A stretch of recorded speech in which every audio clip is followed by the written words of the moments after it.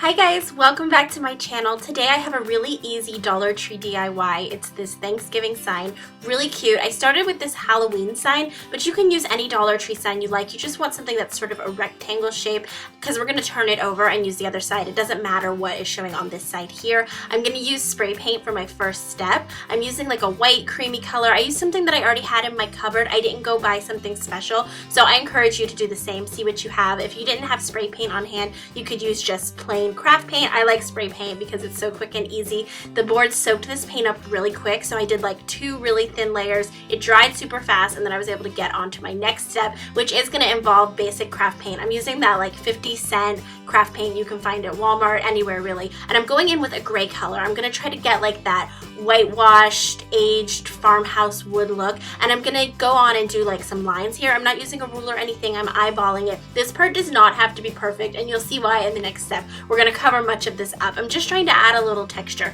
So I've got this light gray color. I'm doing some lines across just to try to give the basic formation of that clapboard board look. If you had like a more even rectangle, this would be even easier here. You can see I'm trying to connect the lines. And then I'm going to go in and do like sort of a really casual wood grain look. Again, guys, I'm not trying to be perfect at all. I'm not a great freestyle painter. I'm just doing kind of some wavy lines here. I hope that makes sense. I'm trying to make it look like a wood grain. And like I said, I'm going to cover most of this up. You're not going to be able to tell if it was perfect or not, so do not overthink this part. This, again, was my gray color, but now I'm going to go in with like a creamy color, if that's a good description, and I'm just going to literally paint over what I just did. If that sounds bonkers, I promise you this works to give you that farmhouse textured wood look. I didn't even wait for the gray to dry fully. It was still a little wet when I started this, which is nice because then the paint colors kind of combine a little bit, and it even adds more to that textured look. So I'm just painting over. I'm eyeballing it. There's not a lot of method to this madness. You just want to keep going until it looks finished to you, if that makes sense. You're painting, you're letting colors dry. I'm just kind of dragging it too. As you'll see, I'm not giving like a full coverage here. I'm not doing a full coat of paint over my gray lines. I'm lightly brushing over it, almost like a dry brush. And then I was satisfied here. I think that looks pretty. And I'm going to use a Sharpie to add even more definition to my boards.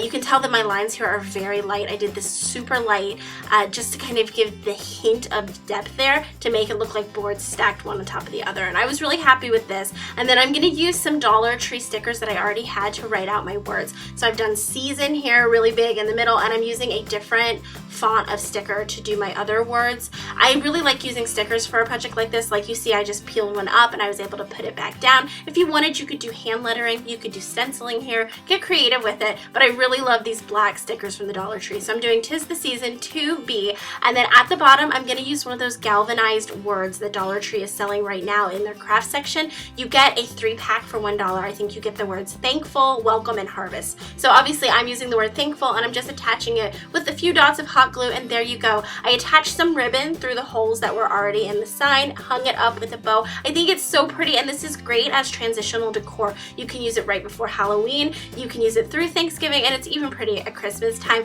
Let me know in the comments if you guys are going to try this. Give this video a thumbs up if you liked it, and make sure hit that red subscribe button. I have a ton more holiday, festive, fun DIYs coming up. I will see you guys next time. Bye.